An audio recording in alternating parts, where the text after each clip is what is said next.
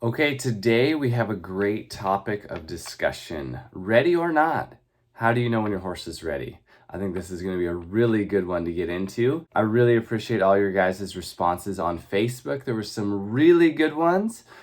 There was even some really good ones that I don't do or practice, but I still think they're great responses. There's some that are going to be really aligned with what I talk about today. So this should be really cool to go over.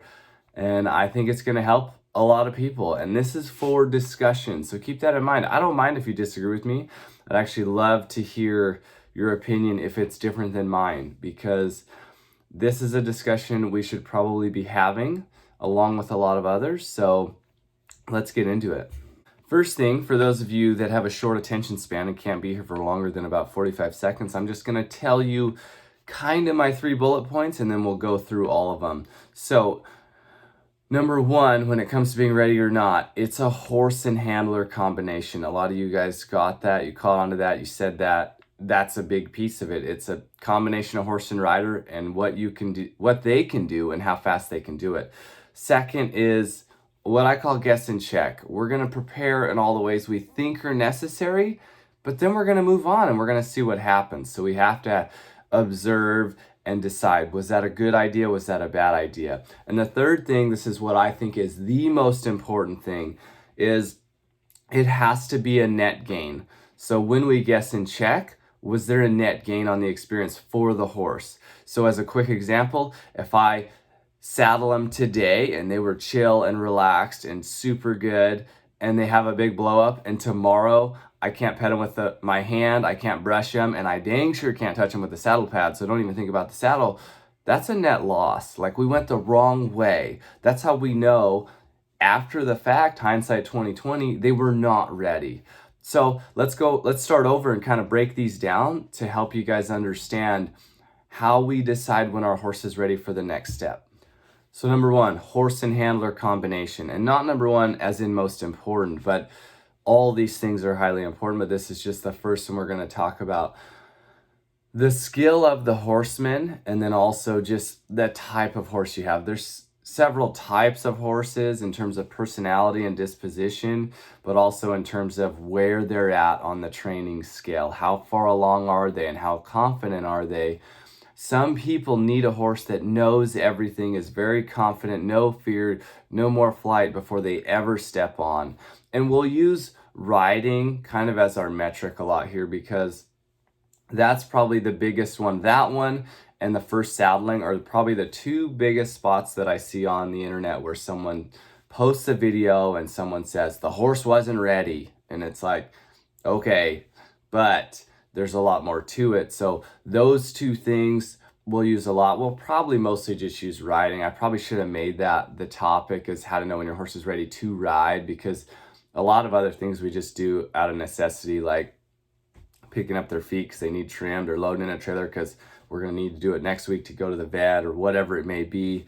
We just do those things. But the riding thing, it seems to be a lot more obvious when someone gets on and gets bucked off. Hey, the horse wasn't ready. And it's kind of like a, no crap. You don't think the person that just got lawn darted is well aware the horse wasn't ready? They just got bucked off.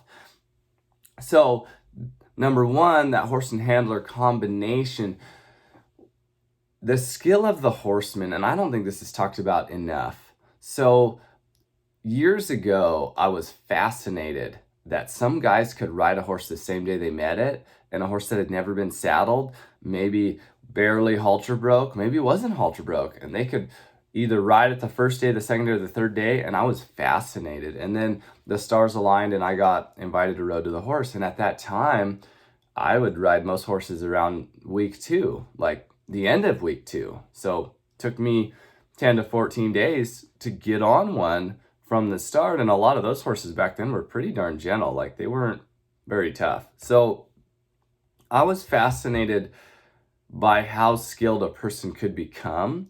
And then I get invited to rode to the horse, and I had to learn how to ride a horse the same day I met it. And what it caused me to do was go out and seek help. And then I found several guys that helped me, but the one that helped me the most was Mark Lyon, because he made it simple. The horse needed about 3 things in order to be rode, and that was it. And that I could wrap my brain around. Some people had 40 steps to a first ride, and I just couldn't wrap my head around it. I kept thinking, why do you need to do that? Why lateral flexion? And a lot of times they couldn't answer. It was just one of their checklist things to see if they needed to get on. So in this first part, you always have to consider the horse too. Some horses are tougher, and the scale we use a lot is a 1 to 10 on difficulty. And if your horse is a level 8 difficulty and you're about a level 6 skilled, that might be too much gap. I think a 6 to an 8 might be filled in with help, but like a 5 to an 8, like you're a 5 trainer and your horse is an 8 difficult, even if you get help, it's probably going to go the wrong way. Like you're probably going to end up getting hurt, selling the horse, losing all your confidence. So when that horse is going to be ready for you, could be several months at a trainer. So the trainer's ridden it for 3 months, but it's not ready for you to ride. So is the horse ready to ride? So then it turns into a bit of a tricky situation. But let's move to the next piece. This second piece, guess and check. So you think your horse is ready to ride. Why? You've done all this groundwork. He's relaxed. He looks good. He moves around. He gives to the rope. You get on. He bucks you off. Well, maybe he wouldn't have bucked someone else off. So that goes back to number 1. So you guess and check, but just because you couldn't ride him doesn't make him not rideable. So I'm a professional trainer. Obviously, I don't use that word a lot because I don't say it very well. That just means people pay me money to do what I do. I am inherently on a timeline because I'm spending other people's money. So I need to have more skill than the average person, and I need to be able to get a horse ridden faster than the average person. Otherwise, I'm not going to have business. I mean, just plain and simple. So when a person's guessing and checking and they get bucked off, sometimes that's when they say, I'm going to take them to the trainer. And someone else watching on Facebook, if you decide to share the video, which many people are deciding not to, which I hate because I think they're fun to watch. And so I'd rather people share the wild stuff because it happens to all of us. Like, that's how we learn. That's where experience comes from, making mistakes. So when you're guessing and checking and it goes poorly, you need to just put that in your brain. You need to assess it. You need to say, what went wrong? Was it really that the horse wasn't prepared? Or did I give him too much lead rope and I couldn't support him when he got a little worried? You know, some people think you got to have them so dull by the time you get on that nothing startles them in life. And like, that doesn't work for us. We don't get to go through life never being worried or stressed. Do you live that way? I don't live that way. You know, the first time I was ever left alone as a cashier when I worked at the Sports Authority, I was pretty darn stressed. That's just part of it. You just have to be prepared enough to handle the stress. That's how it goes. So if you're more skilled, you get that horse rode. But also, maybe you're not ever going to call in help. So if you come off, you just assess the situation. You're guessing and checking. You check your work. Okay, this happened, caused the horse to get worried. I couldn't support him because he pulled through the rope. And then I got bucked off, so I need to get the rope work better. I need my groundwork better. And that whole phrase, needs more groundwork, get the groundwork better, that doesn't mean anything. When you guys are posting that doesn't help anybody. People bring horses all the time and they say the groundwork's perfect. It's perfect. What does that mean? To me, almost nothing. The groundwork's perfect. For one, my groundwork to get one ready to ride normally doesn't take very long on the average horse. Some horses are a level 9 difficult. It takes me longer because I'm probably a level 8.5 or 9 trainer. So once that horse passes my level of expertise, I get a little stuck. And a lot of those horses I don't get trained and I send back because I just don't have the tools to get it done, and I don't want to take someone's money without being able to give them results. So that's where saying the groundwork's perfect is not a good phrase, or do more groundwork is not a good phrase. It's not descriptive enough. You need to say things like, he needs to respond to the lead rope better. He needs to handle noises from above him better. He needs to handle seeing things above him better. Those things might actually help people if you tell them what actually went wrong. Needs more groundwork. Do you know what that sounds like? A Karen on the Facebook. And you know what I say about Karens? They're only caring about themselves. And they're only caring about saying something that makes them look superior. They're not caring about what you are doing and what happens to you. They're just caring about their image. And that's why they're caring about themselves. Anyways, let's move on. So that's guess and check. You're going to try it and it's going to work or it's not. And then you're going to assess it and you're going to try again. That's gaining experience. That's part of the process. So the last thing, this is the thing I think is the biggest net gain. That's how I assess. And it's still done after the fact. That's just like, sometimes that's how we learn. After the fact, we look back and we figure it out. But it's a net gain on the experience. If I get my horse loaded in the trailer today, I force him in with a backhoe, and tomorrow I can't lead him with 100 feet of it, that's a loss. So the net gain thing is like, are they better tomorrow? Sometimes that's how I decide if the pressure I put on them yesterday was worth it. And some people are a zero pressure trainer, and look, I'm not going to please you. I'm not a zero pressure trainer. I am a calculated pressure trainer. There is a time you do too much and it's a net loss on the day because tomorrow they won't let you catch them. That's another really good indicator.